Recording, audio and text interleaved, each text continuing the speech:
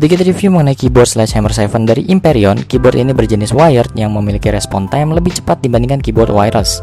Dengan 87 floating keys and 19 keys anti ghosting, keyboard ini juga sudah dilengkapi dengan Nix-like RGB dengan fitur breathing.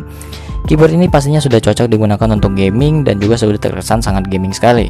Koneksi USB yang sudah digunakan juga menggunakan lapisan braided pada kabelnya, sehingga kabel akan lebih tahan lama. Keyboard ini juga spill resistant dan memiliki ketahanan sampai 10 juta kali tekan.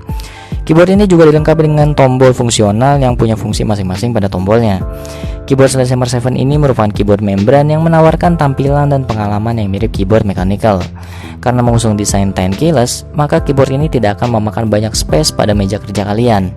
Untuk harganya sendiri, harganya cukup murah dan juga memiliki feedback tactile tanpa suara yang terlalu berisik seperti keyboard mechanical. Makanya inilah alasan gue memilih Imperion.